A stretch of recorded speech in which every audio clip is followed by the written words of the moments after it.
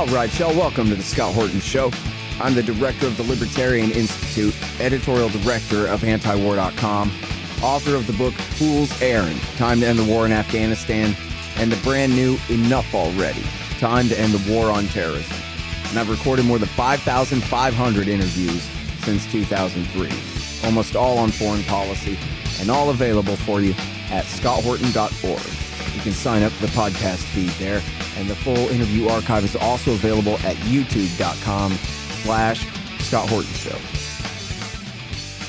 All right, you guys, once again on the line, I've got Danny Davis. He was a lieutenant colonel in the U.S. Army, fought in a few wars, wrote a great book called The 11th Hour in 2020 America, and he hosts on YouTube every day, or all the time, longs and shorts and all kinds of great stuff. The Danny Davis Deep Dive, and especially on the wars in Ukraine. It's actually and in Daniel Palestine. Davis Deep Dive, by the way. Just so What did I say? You said Danny Davis. It's Daniel Davis Deep Dive. Oh, I'm sorry, man. Daniel Davis Deep Dive, of course. Although Google will help you out probably on that one. Yeah, probably would. Yeah. It's worse and worse every day, but I think it'll still help you with a Danny and a Daniel. Anyway, hey, man, welcome back to the show. How are you? You know, I'm doing all right. Thanks for asking. Well, good. I'm very happy to hear that. I saw the news yesterday, and they said a ton of missiles are flying toward Israel, and a lot of people were saying, oh, no, now it's on, and it's the war, and Netanyahu had said he's fighting 7 nations, would be 6, but Bush gave the Shiites Baghdad, so that's a thing. But then they called the all clear. I went to check the New York Times, and they said, nah, it's over. And I was like, oh, good. It's just another one of those, huh? But then, of course, there's obvious questions about today and tomorrow. So, first of all, can you just give us an assessment on the strikes? Can you compare it to the last missile volley and with the percentages shot down and the damage done and all that? And then we can talk about the politics of where we are and what comes next, you think? Yeah, I can. So the strike that happened last April was about 350 total projectiles, combination of drones and ballistic missiles. Most of them were drones, and it was important because that was a signal that they don't want to escalate, but that they had to respond to the destruction of their embassy. And so they sent these drones, which had several hours flight time before they got to the target, so that gave everybody time to shoot them down, pardon me. This time, there were fewer projectiles, about 200, but they were all ballistic missiles, and some of these had a flight time of 10 minutes, so there was no advance warning there. And from at least what we've seen so far, Iran again sent a signal that they don't want to escalate, that they don't want this to go into general war. But again, they feel like they had to do something because of this time 2 assassinations, one in their capital and one in Beirut, against their personnel or supporters. But you look at what was hit and what was targeted, it shows that Iran did not want to cause casualties, so they didn't. They could have easily, all these videos you've probably seen of all of these incredible scenes of missiles flying through the sky, you notice that none of them landed in the cities, or at least not many of them. I think a handful did. Most of them were outside, which I think was to send a signal that these ballistic missiles, your Iron Dome and your Arrow system and your David Sling, they're not going to knock these down. They're going to come through and they'll hit whatever we aim at. And that's actually what Iran said. They did say that we hit what we aimed at. And I think that's an important statement. And reportedly, one of their air bases, Israeli air bases, has been hit. There's been a lot of confusion or counter claims about what did or didn't happen on that base. I don't know. But again, afterwards, Iran said, okay, this is it. We have responded for what you did there, and there doesn't need to be any further escalation. But, huge but, if Israel does respond back in a painful way, then the next shot will be far, far bigger and more painful. And they specified that these were not our best stuff. We have better ones, and we have more of them. And of course, on the other side of that, you had Netanyahu, who I think that even you and I have talked to this before, but I've been arguing that Netanyahu has for many months been doing everything he can to spawn a war with Iran so that he could get them to attack and then claim that, oh my gosh, now we've been attacked and we have to respond and all this kind of stuff. And his objective is to draw the United States in. So what I expect to happen next and literally could come as soon as tonight their time, but probably not more than a few days from now, I would guess, is that he's going to hit something really big and really hard. And all of their statements have been coming out from their ambassador, from former Prime Minister Benjamin Netanyahu, from current Prime Minister Netanyahu, that it's going to be a painful and big strike, which I interpret to mean they're going to hit IRGC military sites, they're going to hit nuclear program sites, and probably oil infrastructure of some sort, refineries, et cetera. Something's going to be a significant cost and wounding to Iran, which will then spawn a big attack. And again, I think this is what Netanyahu wants. He wants Iran to fire something big that does hit and does hurt Israel, so that he can finally draw the U.S. into the war. And it looks like we're set to play the fool's game and do it. Man, that is just something. So, first of all, on the airbase thing, minor point. I heard that this morning. Claims that the Iranians had destroyed all of Israel's F-35s on the ground. And I thought, that's some good targeting, and I went and I looked it up, and I couldn't find anything but Iranian media saying that. So I know that they have, vast censorship in Israel, and I'm not saying that the truth definitely would have come out from there. But on the other hand, I am saying the Iranians embellish a lot. So I'm not willing to take their word for that at all. And from that, what I've also heard from others in the region is that this apparently the standard procedure when there's incoming ballistic missiles is that Israel takes all of its jets and gets them in the air to avoid just that outcome there. Now, there were also some videos that were geolocated that definitely showed a lot of hits in the base area, but what it hit is no one's been able to see that yet. So we don't know. So I doubt that they might not have lost any F-35s, but it certainly looked like something was hit. All right. Well, so that'll be interesting to see developments there. But as you say, it seems like they deliberately tried to minimize the damage and not kill people.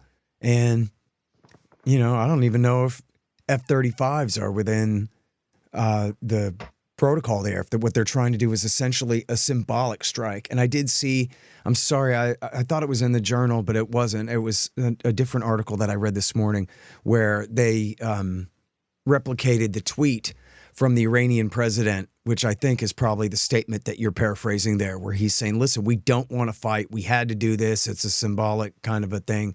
We can't let you just attack us without attacking back, but we don't want a real war, et cetera, like that. So now, of course, on the Israeli side, they're just going to say, yeah, well, Hitler made a lot of promises too. And obviously, if Iran didn't want a war, then they shouldn't have unleashed Hezbollah to shoot rockets at Israel. And so this is the Shiite war against Israel, and the Israelis are just defending themselves, right? I saw actually on the deep dive a clip from your show where you played the IDF minister saying, well, you're messing with us. Now we have to defend ourselves from you, right?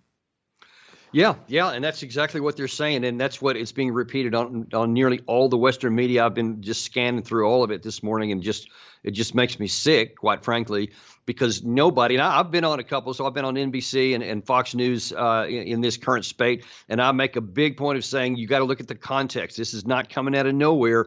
Israel has been taking these highly provocative actions against Iran, trying to draw them in, like the destroying of the embassy and the assassination on an inauguration in their capital, which no Western country would ever leave unchallenged. Yet they did, until you then took out what's his face, or Nasrallah, the leader of Hezbollah. And by the way, I saw this morning, and I'm going to use it on my show this afternoon. There was an interview with Christiane Amanpour, with the foreign minister of Lebanon, who publicly confirmed that there had been a deal between Netanyahu and Nasrallah for a ceasefire, and that Nasrallah had agreed to it. And apparently they were meeting to work out the details of the ceasefire when he was hit. So he said he was literally lied to and then assassinated as he thought he was doing it. So everywhere you want to look, Israel is doing everything it can to foment a large war, because, and the reason is not that hard to figure out. Netanyahu wants to, in one fell swoop, and by the way, Naftali Bennett did say this on CNN last night, and I will also play this in my show today, where he said this is a once in a 50-year opportunity to get rid of all of our enemies, Palestine, the Hezbollah and Iran, and he says we should take it and destroy them all. Wow. And by the way, and I had overlooked this for years, but it's widely reported if you go and Google it. Naftali Bennett is literally the guy who ordered the strike on the UN shelter at Qana, Lebanon in 1996 that got the mention in bin Laden's declaration of war against the United States that convinced Mohammed Atta, the pilot of Flight 11, to join al-Qaeda and go to war against the United States of America. It was literally Bennett who did that under Shimon Peres's command at that time. Well, I may have to add that to the show as well. Don't you like it? Isn't that something? And by the way, I should be specific about this because people sometimes confuse it and it's a narrow point, but fact checkers like to over embellish the importance of it. Shimon Peres invades in Operation Grapes of Wrath. Then Mohammed Atta and Ramzi bin al-Shibh fill out their last will and testament, which is like joining the army, swearing that they're going to do something about it. Then the Qana massacre happens a couple of days after that.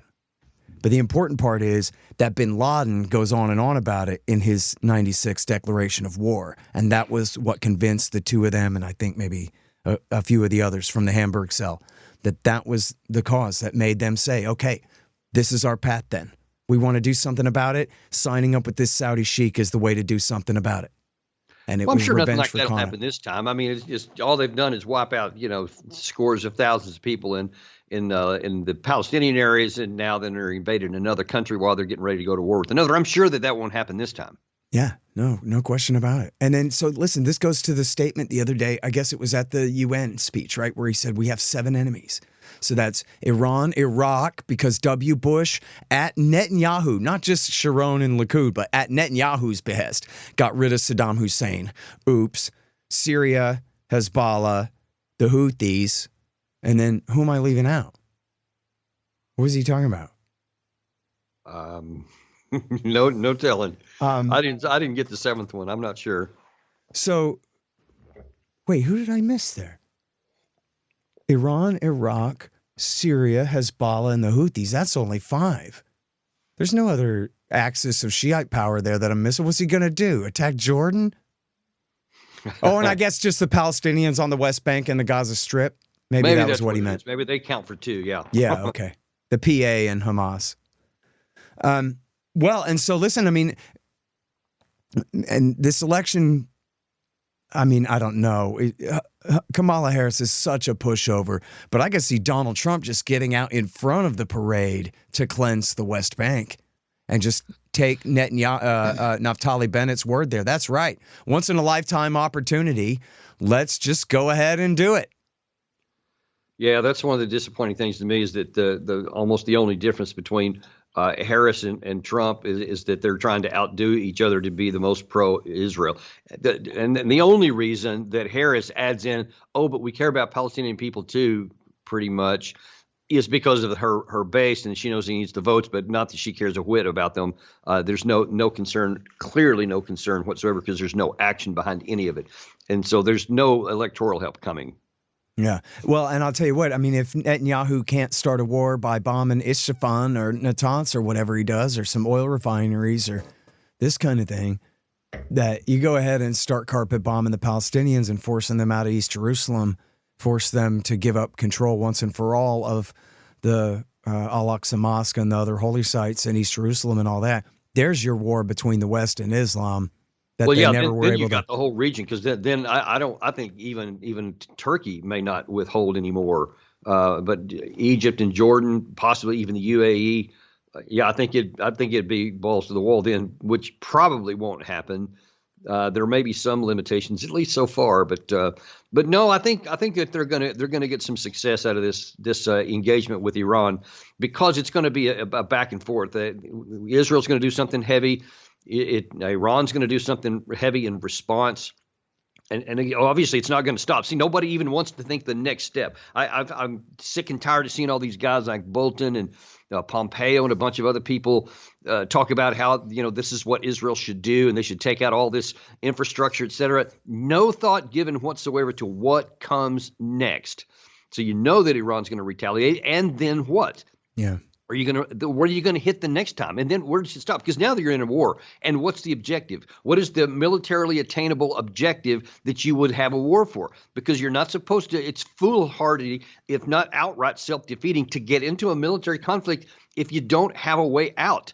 If you don't have an objective you can attain with that military power, so that you compel your enemies to do what you want, you cause them to surrender, whatever. But you can't do that with Iran unless you go in on the ground. And who's got 500,000 troops to go in on the ground and fight probably a long, bloody war for what? No one's given that stuff any thought. And that's what just actually angers me, is that you're taking steps 1 and 2, and you don't even know what step 3 or 4 is, much less 8, 9, or 10. Right. Hey guys, I've had a lot of great webmasters over the years, but the team at expanddesigns.com have by far been the most competent and reliable.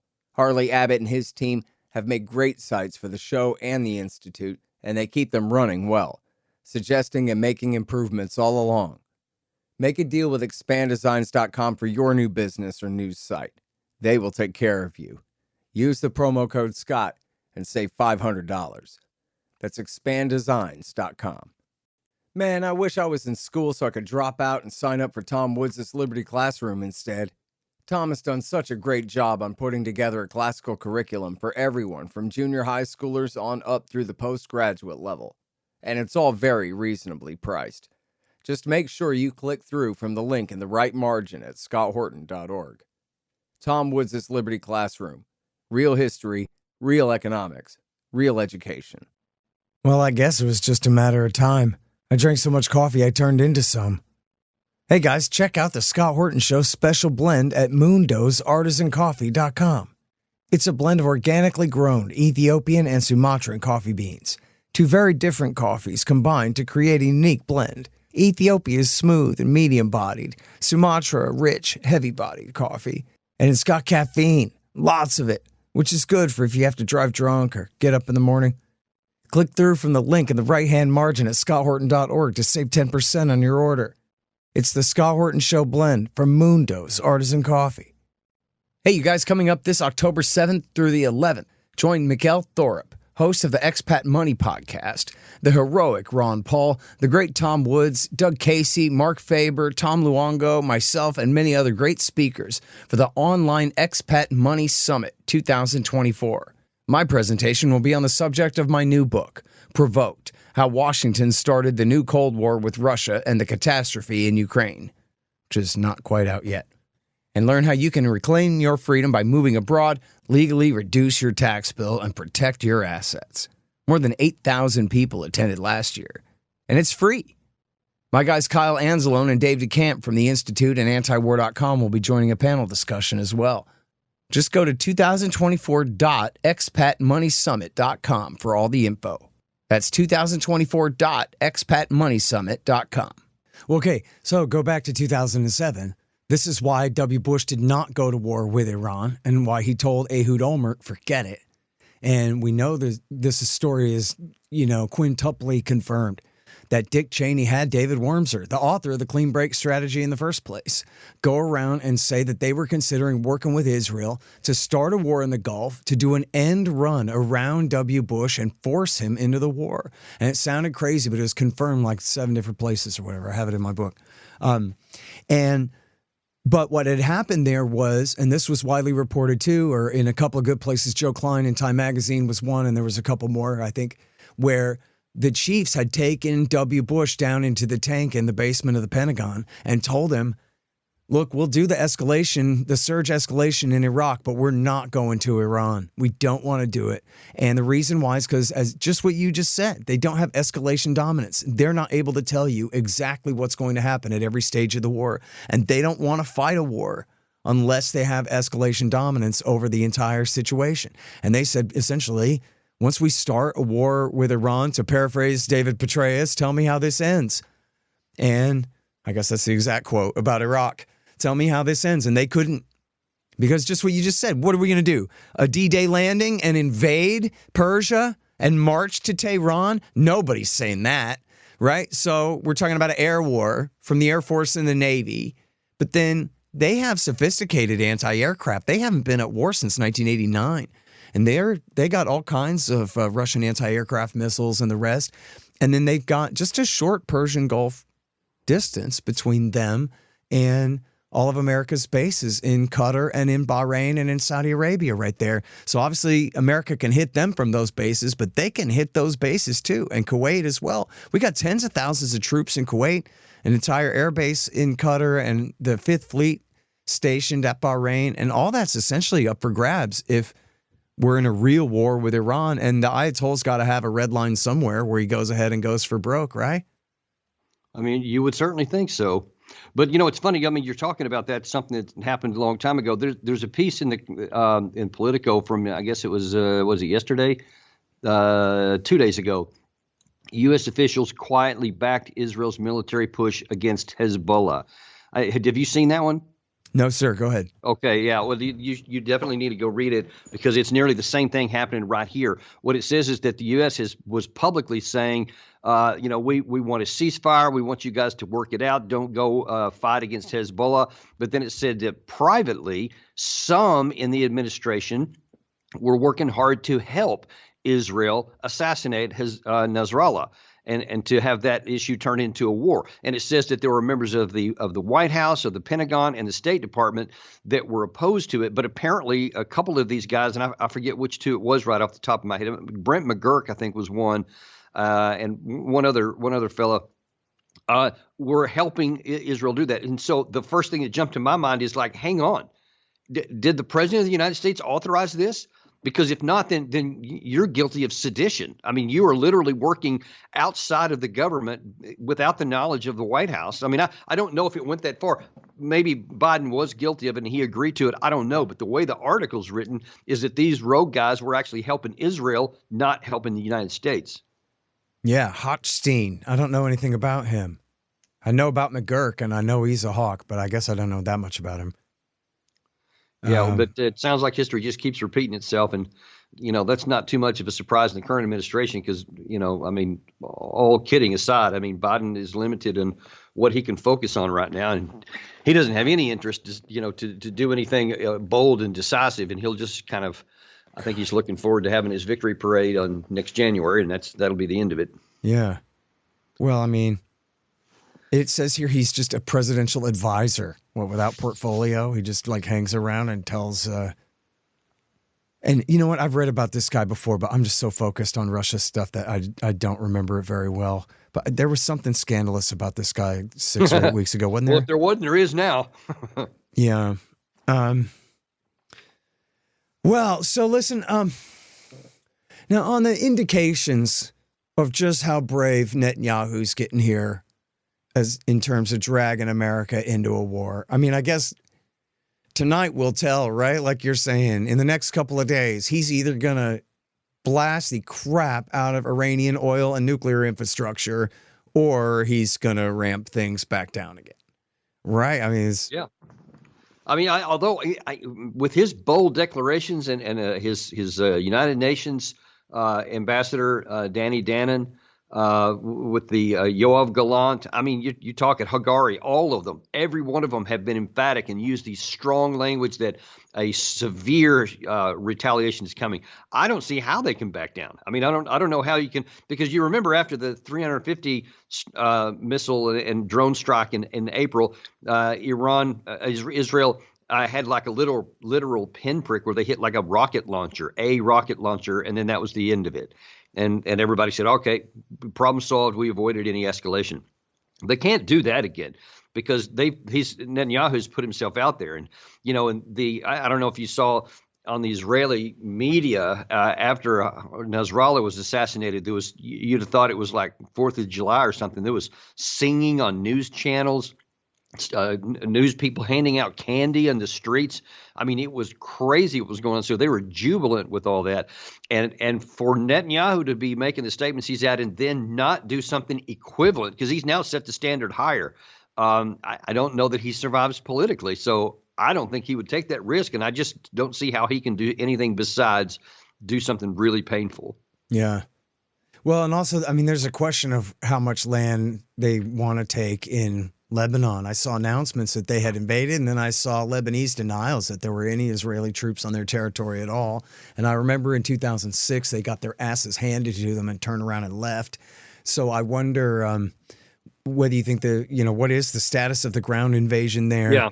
And all of that. Yeah, that was yesterday. There was some claims that, but then this morning there are now reports of direct clashes. So probably yesterday, Israel probably crossed the border and made some marshaling areas, probably, so from which then they could set up bases of logistics and supplies on that side, and then from there, then they would launch off. And apparently that has begun today, as Israel actually announced its first casualty, that they lost a captain, an armor captain, I believe. Tanks have been reported at least 2 different places inside Lebanon. So it looks like that is now picking up some steam. And by the way, that can't be won.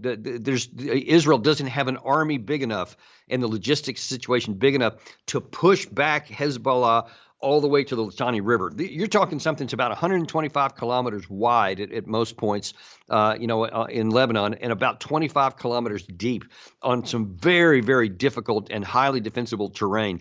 It would be many, many months of heavy fighting. And I don't think Israel can sustain the casualties, like Russia could. Russia did spend, actually they spent close to a calendar year now fighting and through these defensives that were set up in 2014. Well, these defenses were set up in from 2006 forward. So that there's some substantially difficult defensive positions throughout that whole area there. And it would be very, very difficult for the IDF to actually succeed in pushing them out there. Yeah. So if that's his goal, then he set himself up an objective that's going to be very painful and bloody for himself and very time consuming. And time doesn't seem to be something that Netanyahu has a lot of, but I don't know. We'll see. Mm-hmm. Now, so back to your statements about how it's so clear to you that he really is trying to drag the United States into a real war with Iran here. I mean, this is a game that the Israelis, and not just him, but Ehud Olmert and Sharon, I don't know about Sharon, I shouldn't say off the top of my head, but certainly I know for a fact Olmert kind of played the same game all the time although probably not as bad as Netanyahu. But he did this hardcore in, 2011 and 12? He had people in Washington really panicking that he was going to attack Iran. And then he was just bluffing, ruining Obama's diplomacy and whatever, trying to at the time. So I wonder, any more indications that you can describe to us where you think that, he really means to go that far? Because, like you say, he's got to do something more. But I don't know. Even then, I wonder if the Israelis and the Iranians are talking on the phone secretly some of the time and coordinating some of this stuff.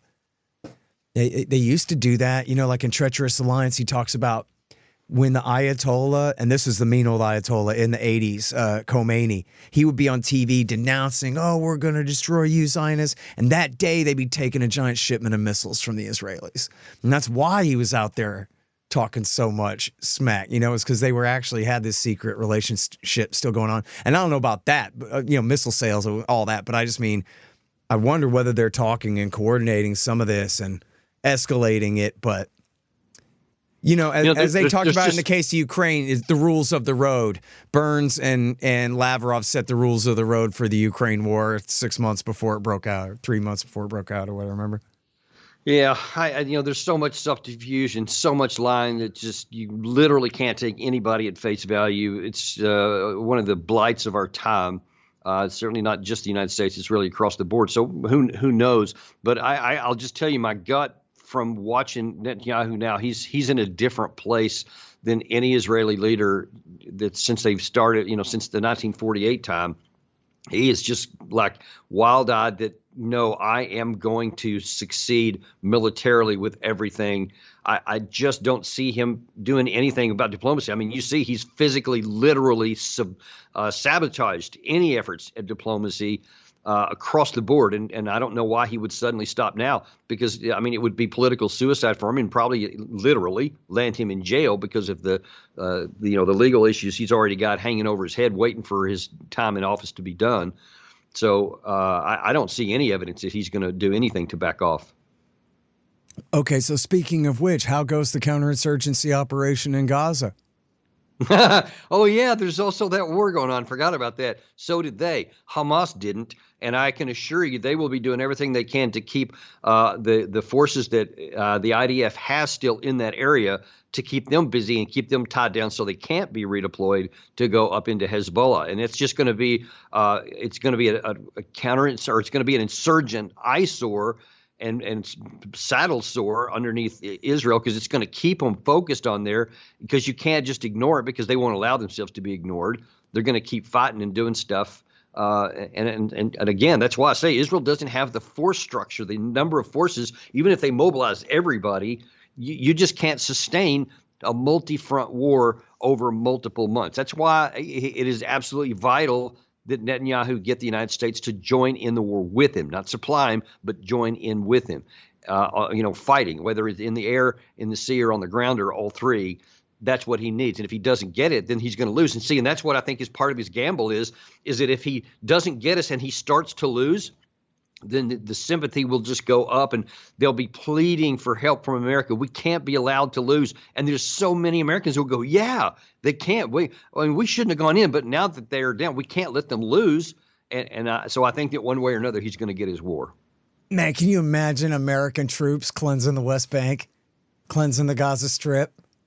No, I can't imagine that. I think that if we ever got to that point, I think you would literally start to see American military refuse to obey those orders. I mean, we're actually trained not to obey an illegal order, and I can't see any way that could ever be made legal. Well, they just rationalize it the way they did in Baghdad. We're just going to move people from this neighborhood to that neighborhood and get them out of the way of the conflict and just call it coin and do whatever you want. They do whatever they want a lot, Well, God help us if we get there, Scott. Yeah. Well, I mean, in terms of the actual, the trauma and difficulty from the point of view of the U.S. military, that'd be a lot easier than fighting Iran, Wouldn't they rather fight Hamas than Iran? Yeah, but here's the problem. Which service, right? The Air Force would rather fight Iran. That's where they get their big bang for the buck, right?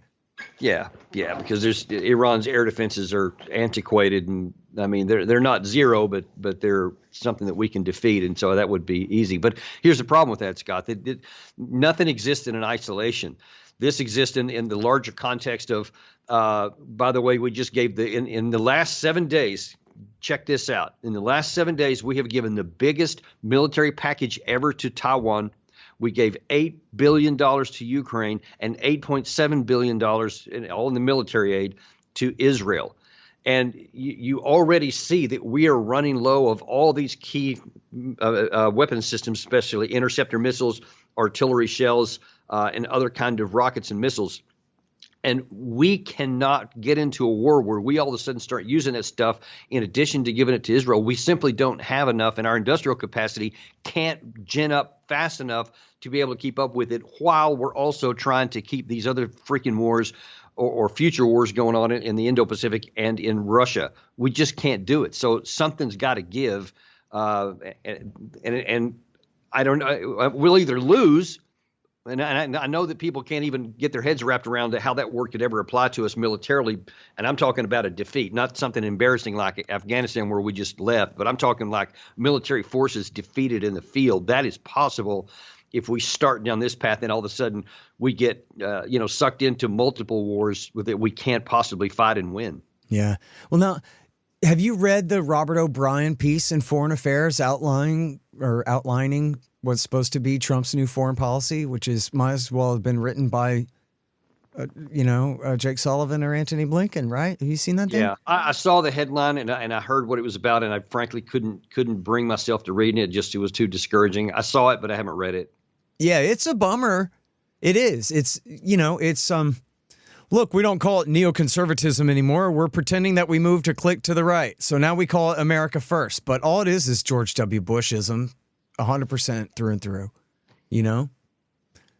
So they renamed the Wolfowitz Doctrine. That's the big news. It's got a new name. They stole America First from the America Firsters.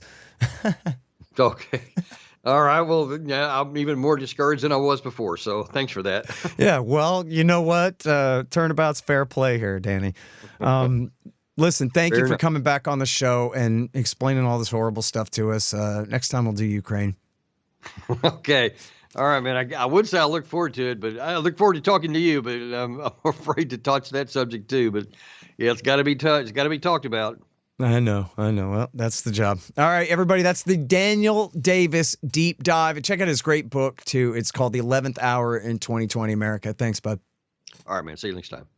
The Scott Horton Show, Anti-War Radio, can be heard on KPFK 90.7 FM in LA, APSradio.com, antiwar.com, scotthorton.org, and libertarianinstitute.org.